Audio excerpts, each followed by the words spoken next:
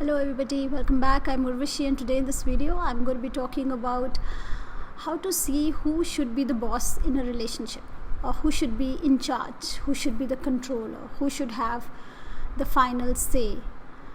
So we see a lot of couples around us, and sometimes the relationships seem a little imbalanced, and sometimes we see the male figure, because we know that there are two energies. There is a male energy and there's a female energy, a yin and a yang, night and day. So the masculine energy is more of a active, aggressive energy. The feminine energy is more of a receptive energy and a passive energy. So both the energies are equally important, and when these both energies work in harmony, do we get any kind of harmonious results in whatever field. We all have both these energies as a part of our inherent nature, but in any kind of a relationship, again, these two energies become very, very important.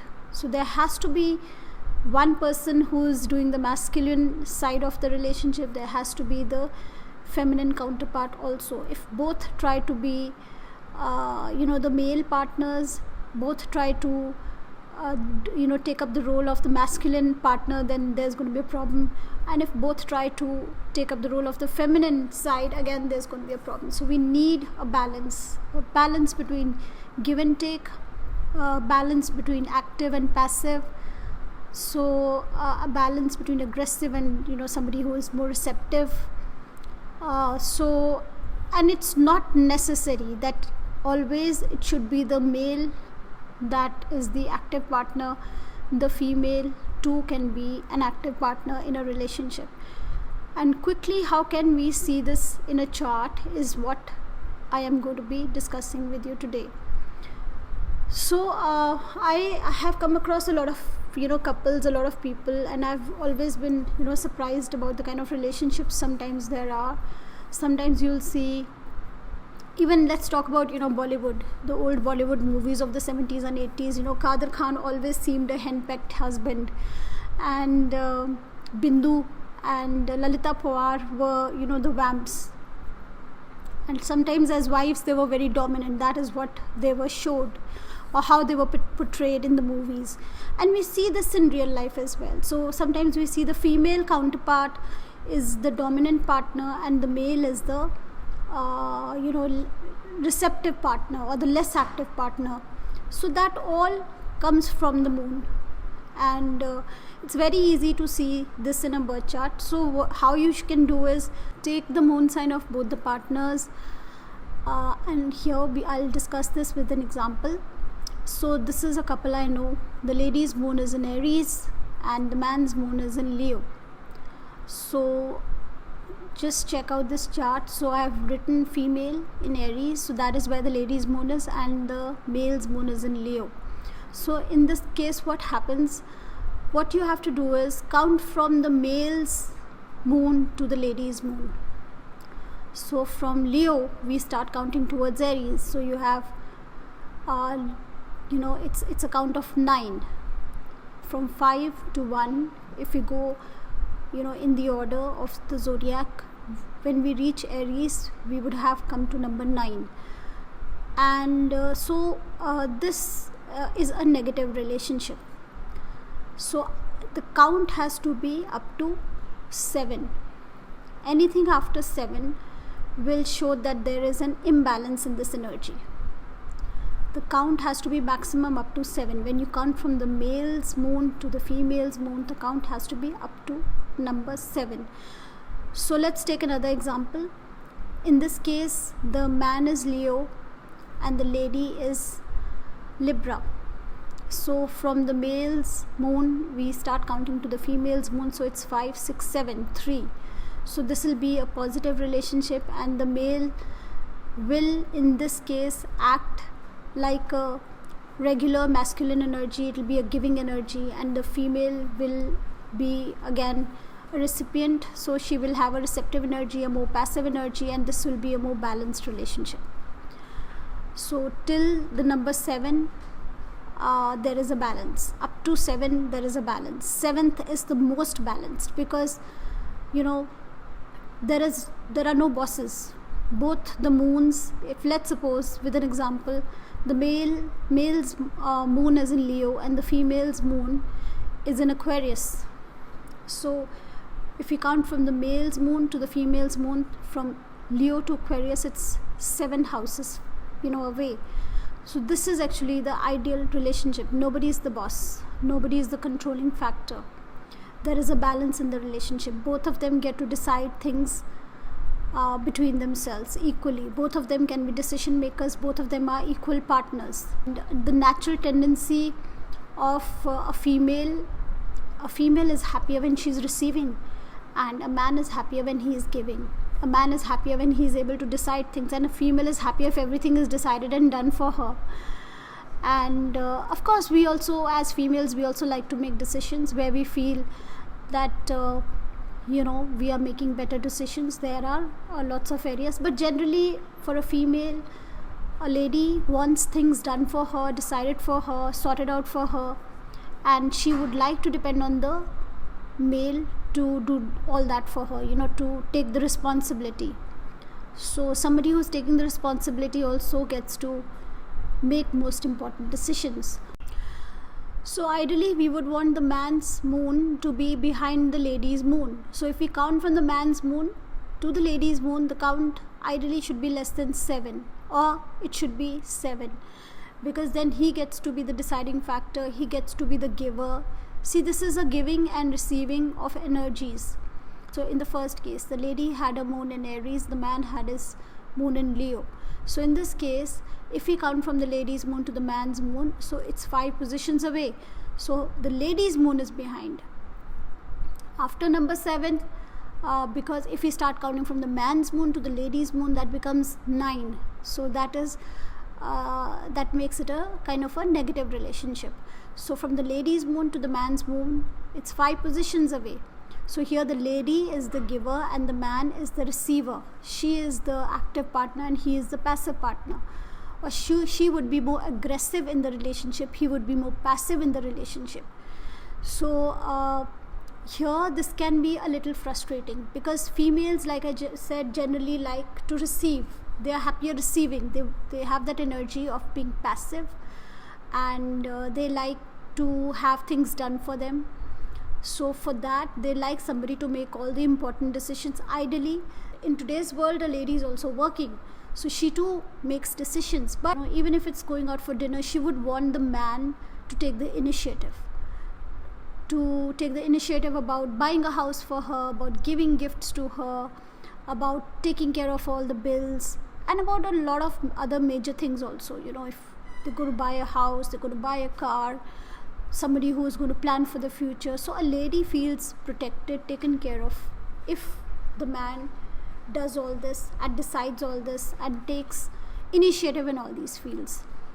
But if the lady's moon is behind, if the count from the lady's moon to the man's moon is 7 or less than 7, like we've seen in this case, from the lady's moon to the man's moon, it's 5 positions away. So the lady here will feel that the man is not as giving, he is not as active, proactive, he is not planning for the future as much, he is not deciding about the major decisions in life, he is not as giving, he does not plan dinner dates, he does not plan to give gifts, he does not plan travel and vacation and holidays, and he is not taking the responsibility that he should be taking.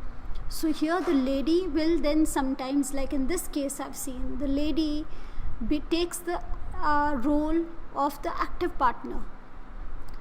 The masculine role is being taken up by the lady, because deep down somewhere she'll feel that this person is not doing the things that he should be doing. So she will start taking things in her stride. She will start taking the reins of control in the relationship. And now what happens, the man also somewhere deep down starts feeling that he is not controlling the situation. The natural tendency of a masculine counterpart in a relationship is to take charge of the situation. The energies are like that. It's the aggressive, outgoing, active energy that will feel that they are being controlled, they are being henpecked, that the lady is deciding everything, and so there could be certain disharmony in such a relationship. Like in this relationship, so this Leo, this lion, almost became like a cat in front of this ram. So even though we'd say Leo is a lion and all that, this person is going to be strong, but in front of the ram, this person has become a lion, because the flow of energy is not going in the right direction, because the counts from the man's moon to the lady's moon is 9. After 7, it starts becoming negative. So the lady will not feel that flow of energy coming to her. She will not feel that everything is being done for her.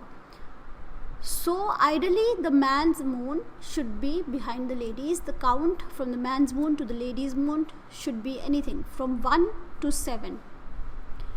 And if that is not the case, then in most cases like this, the one I've discussed with you, the lady will take charge of this situation, and she will take up the main decision making. She will become the decision making authority. But that feeling of not being taken care of the man not doing his duties, of him not doing whatever is expected from him, because her expectations will be there, that feeling will be there, and she will still have those regrets. And he too, somewhere deep down, is going to feel that his ego is being hurt, because the natural tendency for a man is to act, and for a female energy it is to receive. But in this case, he'll feel that she's taking control, she's telling me what to do, what can be or what should be done, what should not be done. And so somewhere deep down, he too will feel the negativity. But it is important, if one wants harmony, that the boss here should be the lady, because that is the only way things will work properly. That is the only way that this machinery will be oiled well, that there could be harmony in the relationship. Otherwise, if the lady starts accepting that she's going to be the controller of the situation, she's going to be the deciding factor, she's going to be telling him what can be, what should be done, what should not be done, the push in the relationship, if she accepts that she will have to plan the dinners, that she will have to plan for the future, and if she accepts it, and he too accepts that, fine, if she's doing it, then great, she's doing a great job, then there will be harmony in the relationship. But if they do not accept it, then the male person will feel henpecked, will feel that he's being controlled.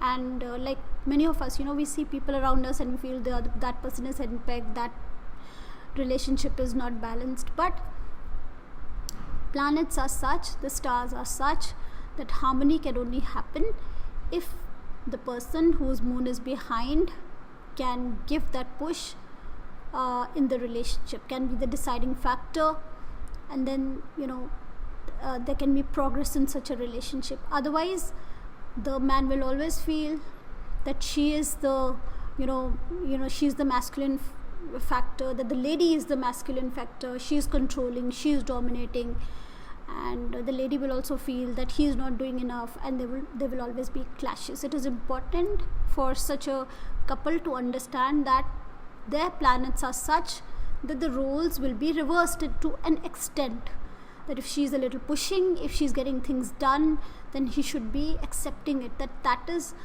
the nature of the relationship, and she should also be accepting it, that is the nature of the relationship. If she is planning more, if she is pushing more, if she is more proactive, then it is the nature of the relationship. Then it has nothing to do with him not being a good person, and for him to understand that it has nothing for her, about her for being a dominating or bad person. It is just that maybe sometimes he is not able to decide ahead of times. It is the way the relationship will function between them. So whoever moon is behind should take charge, should be the boss, because they will be more proactive, they will be able to push things forward, and then the energy flow will be proper. And if they do not accept it, then there could be clashes. So many of you who are learning astrology, and even if you're practicing astrology and you come across charts and you see this, so you can tell the couple that this is the way the energy will flow. It's best to accept it. It has nothing to do with their masculinity or their feminism. It has nothing to do with the individual sexes. It's the way this relationship will function because of the planets and because of the interaction of the planets. It's the way their relationship, that particular relationship, will function. So that same man can go out in the world, and in his business relationships he may act like a more masculine energy with other people, with other relationships. That depends on his moon and the relationship and the moon of the people that he's interacting with. So you can use this principle in all relationships, in business, at home, in marriage, in every kind of a relationship. The moon that is behind will always be giving. The moon that is ahead will always be receiving. And if this is not accepted, then there will be disharmony. And so there will be two questions, I know. I've already cleared one of them, but I'm sure some of you will ask, what if the moon are in 1-7 position from each other? In the 7th house, that is the ideal position, because there is a balance here between give and receive. So here there will be no controller. Both will be deciding authorities, and there will be proper balance and stability and harmony in the relationship. In the other case, if both the moons are in the same zodiac sign, if both are Aries moon, both are Leo moon, or both are Aquarius moon, then ideally the man's moon still should be behind the lady's moon by degrees, and ideally they should be in separate nakshatras. So let's suppose if it is Aries, then it is better if the man's moon is in Ashwini and the lady's moon is in Bharani, because Ashwini comes first and Bharani comes afterwards. Similarly, if they are, let's suppose both in Sagittarius, both their moons are in Sagittarius, ideally the man's moon should be in Moola and the lady's moon should be in Purvashada. So best if it is 1-7. If it is 1-1 in the same zodiac, then the man's moon in degrees should be behind and in separate nakshatras. So it's a very simple rule, and you can use it everywhere. Even in business relationships, you can apply this rule. Who should be the boss? Very simple. We'll see you in the next video. Bye-bye for now.